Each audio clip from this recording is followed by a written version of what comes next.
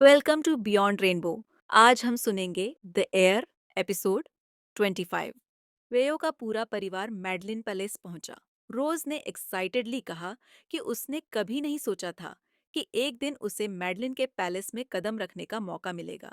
उसकी आंखों में चमक थी जब उसने कहा कि यह सब कुछ बेहद खूबसूरत है, बिल्कुल किसी फेरी टेल के कासल जैसा लगता है। मैडलिन का मतलब है हाई टावर, और सचमुच पैलेस के चारों ओर की ऊंची दीवारें उसकी ताकत और स्थिरता को दिखा रही थी। अंदर का हिस्सा पूरी तरह यूरोपियन स्टाइल का था, पुराने और मॉडर्न का ऐसा एलिगेंट मेल जो पैलेस को क्लासिक और टाइमलेस बना रहा था। वेयो पैलेस में घूम रही थी, वहां तैनात गार्ड्स को देखती हुई। तभी उसकी नजरें उन साइबेरियन लिलीज पर ठहर गईं, वही फूल जिन्हें देखकर ब्लू को हमेशा अपना घर याद आता था। उन फूलों को सामने देखकर वेयो के दिल में एक अजीब सा एहसास जाग उठा, जिन्हें वो शब्दों में बयान नहीं कर सकती। एक सर्वेंट ने उनसे कहा कि कृपया यहाँ थोड़ी देर रुकिए। वेयो ने उत्सुकता से पूछा कि क्या हम रॉयल फैमिली के सभी लोगों से मिलने वाले हैं। सर्वेंट ने उत्तर दिया कि हाँ, कुछ ही देर में किंग आर्थर, प्रिंसेस कैथरीन और प्रिंस कैरल आपसे मिलने आएंगे। लेकिन सर्वेंट प्रोटोकॉल पूरा करता उससे पहले ही राजा आ गए, सिर्फ प्रिंस कैरल के साथ। कैथरीन की गैरमौजूदगी ने वेयो के मन में सवाल उठाया, लेकिन उसने पूछने की हिम्मत नहीं की। उसने रॉयल्टी का सिर झुकाकर आदर किया। किंग ने अपने सभी गेस्ट का स्वागत किया और फिर वेयो से पूछा कि क्या वो अब ठीक है। वेयो ने रिस्पेक्टफुली आंसर दिया कि हाँ, अब उसके सारे घाव भर चुके हैं। किंग ने आगे कहा कि आज उनके लिए क्वार्टर्स तैयार किए गए हैं और रात को ग्रैंड डिनर भी होगा। किंग ने उम्मीद जताई कि मैडलिन में उनका समय अच्छा गुजरेगा। वेयो ने फिर हिम्मत जुटाकर पोलाइटली कहा, माफ करना प्रिंस कैरल, लेकिन क्या मैं पूछ सकती हूँ कि प्रिंसेस कैथरीन क्यों नहीं आई। प्रिंस कैरल ने कहा कि उसकी बहन यहाँ आना चाहती थी, लेकिन किंगडम के कामों में इतनी व्यस्त है कि अभी नहीं आ पाई। उसने भरोसा दिलाया कि डिनर पर वो जरूर आएगी, क्योंकि प्रिंसेस ने खुद कहा था कि चाहे कितनी भी व्यस्त हो, रिसेप्शन मिस नहीं करेगी। अगर कैरल सिर्फ उसे दिलासा नहीं दे रहा था, तो कुछ घंटों में वेयो फिर से उसी शख्स से मिलने वाली थी जिसका चेहरा वो कितने दिनों से देखने को तरस रही थी। कैथरीन इस विशाल पैलेस के अंदर थी, लेकिन अब उनका रिश्ता ऐसा हो गया था कि जब तक अनुमति न हो, वेयो उसे ढूंढ भी नहीं सकती थी। कुछ घंटों बाद सर्वेंट ने प्रिंसेस के आने का ऐलान किया और सबकी नजरें उस ओर मुड़ गई। Princess Catherine Blue de Lina of Madeline Hall में दाखिल हुई। उसने एक शानदार गाउन पहना हुआ था जो उसकी सफेद और निखरी त्वचा को और निखार रहा था। उसके सिर का क्राउन और डायमंड नेकलेस उसकी शान में और इजाफा कर रहे थे, जैसे कोई देवी धरती पर उतर आई हो। कैथरीन का एक एक कदम साफ दिखा रहा था कि वो वेयो की पहुंच से कितनी दूर है। आखिरकार जब वेयो उससे मिली तो अपनी भावनाएं छुपा नहीं पाई और कहा कि उसे ब्लू को फिर से देखकर बहुत खुशी हुई। उसका इंतजार आखिर खत्म हो गया। सामने वही औरत खड़ी थी जिसे उसने हमेशा अपने दिल का सबसे अहम हिस्सा माना। 1 महीने की दूरी ने भी उसके जज्बात नहीं बदले थे, बल्कि आज कैथरीन की आंखों में देखते ही उसका अपने प्यार पर यकीन और गहरा हो गया। प्रिंसेस ने वेयो का स्वागत किया और पूछा कि क्या उसे सही तरीके से रखा जा रहा है, कहीं कोई कमी तो नहीं। वेयो ने उत्तर दिया कि बिल्कुल नहीं, प्रिंस कैरल ने उसके और उसके परिवार के लिए सब बहुत अच्छे से अरेंज किया है। लेकिन वो सिर्फ फॉर्मेलिटीज थी, एक छोटा सा ग्रीटिंग और फिर तुरंत विदाई। कैथरीन ने बातचीत इतनी जल्दी खत्म कर दी कि वेयो कुछ और कह भी नहीं पाई। उसकी आंखों में जो कुछ भी छिपा था, सारा इंतजार, सारी तड़प, कैथरीन ने उसे भी नजरअंदाज कर दिया। वो उसकी भावनाओं से मुंह मोड़ चुकी थी। एपो ने धीरे से पूछा कि क्या वेयो ठीक है। उसने टूटती आवाज में कहा कि हाँ, वो ठीक है, लेकिन सच तो ये था कि वो बिल्कुल भी ठीक नहीं थी। ये साफ हो गया था कि अब वो कैथरीन के लिए कुछ भी मायने नहीं रखती। उसकी आंखों के सामने प्रिंसेस रोज और लाडा से हंसी खुशी बातें कर रही थी, जैसे कभी उन्हें भूली ही न हो। उसने वेयो की कजिन्स को भी अपनापन दिखाया, उनसे ऐसे घुली मिली जैसे बरसों से जानती हो। वो सबसे अपनेपन और प्यार से मिली, बस वेयो को छोड़कर। उसके लिए कैथरीन के पास बस दूर दूर और झिझक भरे जेस्चर्स थे, जैसे उनके बीच अब कोई ऐसी दीवार खड़ी हो गई हो जिसे पार करना नामुमकिन था। ये दर्दनाक सच था कि अब कुछ भी पहले जैसा नहीं रहा, और वो ब्लू जिसे वेयो जानती थी अब वहां मौजूद ही नहीं थी। ब्लू ने रोज को बताया कि अगले महीने कॉरोनेशन सेरेमनी होगी। रोज ने हैरानी से कहा कि इसका मतलब अब वो प्रिंसेस नहीं रहेगी। बल्कि मैडलिन की क्वीन बन जाएगी।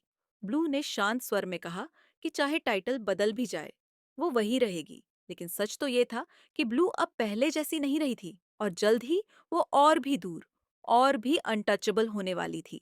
वेयो के लिए शुरू से ही कैथरीन के पास पहुंचने का सपना असंभव था, और अब तो उनके बीच की दूरी और बढ़ने वाली थी। जल्द ही, जिससे वो दिल से चाहती थी, वो सिर्फ मैडलिन की क्राउन प्रिंसेस नहीं रहेगी, बल्कि वो क्वीन बनने वाली थी।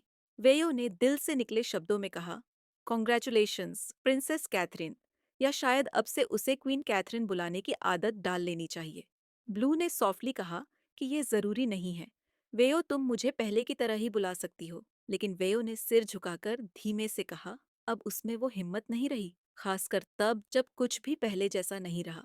डिनर टेबल का माहौल थोड़ा टेंस हो गया, लेकिन अच्छी बात ये थी कि किंग आर्थर, जो थोड़ी दूरी पर थे, ये बातचीत नहीं सुन पाए।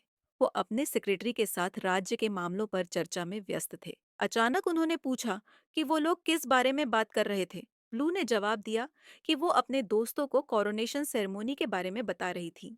किंग ने गंभीर आवाज में कहा कि जल्द ही जब वो थ्रोन पर बैठेगी, तो मैडलिन की स्टेबिलिटी के लिए जरूरी होगा कि किसी सूटेबल प्रिंस से शादी का विचार किया जाए।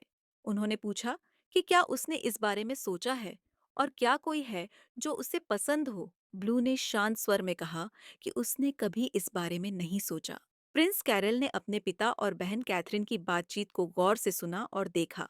उसकी नजरें फिर वेयो पर पड़ीं, जो दो कुर्सियां छोड़कर सिर झुकाए बैठी थी, मानो इस शाम की चमक से बेखबर हो। वही बेचैनी उसने अपनी बहन की आंखों में भी देखी, जो हर बार चुपके से एक ही दिशा में देखती।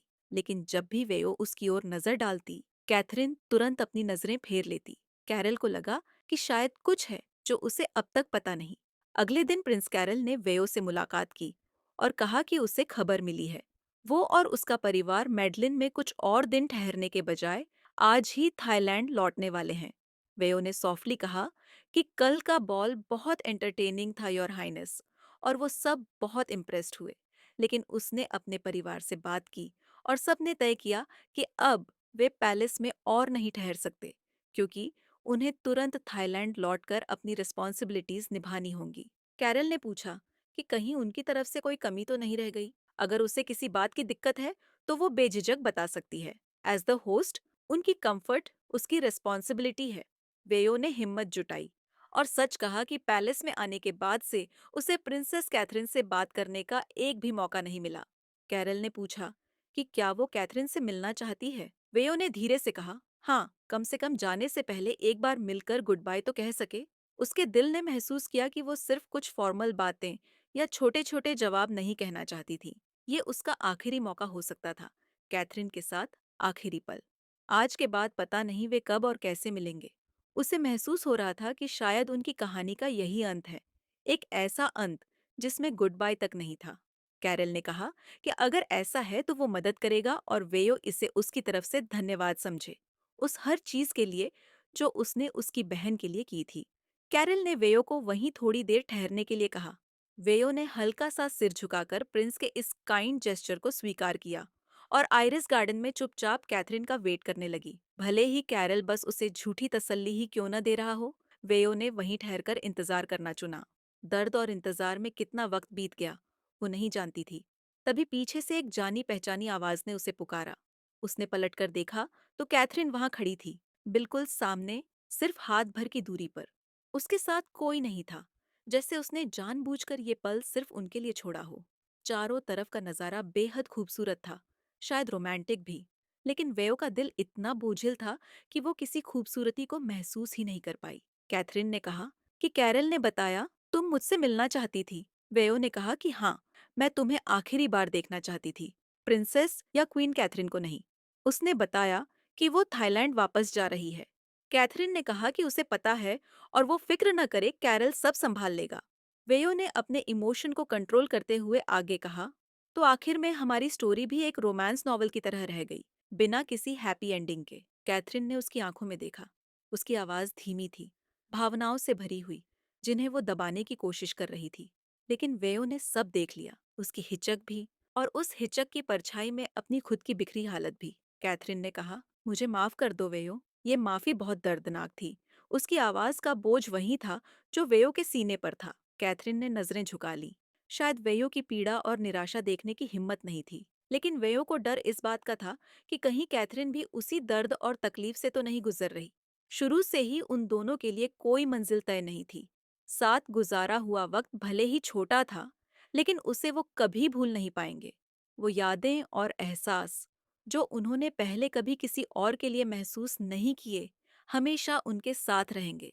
चाहे वो साथ ना हो सके, चाहे उनकी कहानी को हैप्पी एंडिंग न मिली हो। कैथरीन ने धीरे से कहा कि अब से वो चाहती है वेयो अपनी जिंदगी अच्छे से जिए, भले ही उसके बिना क्यों ना हो। और जहां तक उसकी बात है, वो भी अपना फर्ज पूरी तरह निभाएगी। वेयो ने पूछा, वो पल जो हमने साथ गुजारा, क्या तुम वाकई सब भूल सकती हो? कैथरीन ने जवाब दिया कि चाहे कितना भी वक्त क्यों न बीते, मैं वादा करती हूँ, विंड और पटपा की स्टोरी मैं कभी नहीं भूलूंगी। वेयो ने उम्मीद से पूछा कि क्या कोई रास्ता है कि हम फिर से विंड और पटपा बन जाए? कैथरीन ने कहा कि वो अपनी खुशी के लिए सेल्फिश नहीं हो सकती। मैडलिन के लिए उसके जो फर्ज है उन्हें वो ऐसे छोड़ नहीं सकती। कैथरीन ने धीरे से आगे कहा, ये मान लो कि पटपा अब हमेशा के लिए विंड की दुनिया से जा चुकी है। आखिरकार वो लम्हा आ ही गया जिससे वेयो सबसे ज्यादा डरती थी। जितना वक्त उसने किस्मत से सौदेबाजी करने और इस अटूट सच को टालने में गुजारा था, सब बेकार चला गया।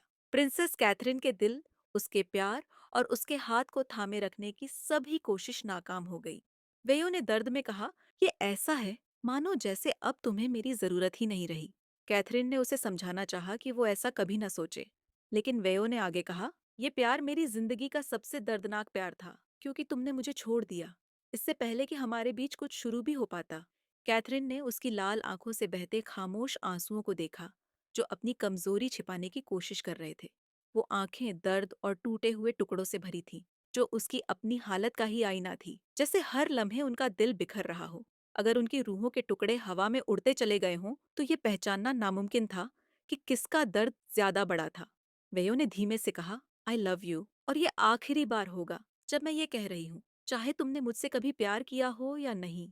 वेयो ने झुककर उस प्रिंसेस को आखिरी सलाम किया, जो हमेशा उसकी पहुंच से बाहर रही।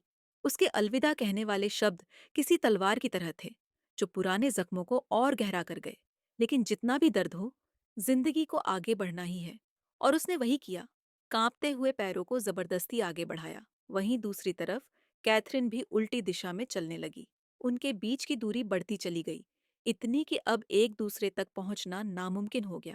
बिल्कुल वैसे ही जैसे उनके दिल, जो कभी एक नहीं हो सकते थे। ये वीडियो यहीं खत्म होता है। मिलते हैं अगले वीडियो में। लाइक, सब्सक्राइब और कमेंट करना न भूलें। तब तक के लिए मस्त रहें, व्यस्त रहें और हमेशा चैनल पर बने रहें। Lots of love. बाय।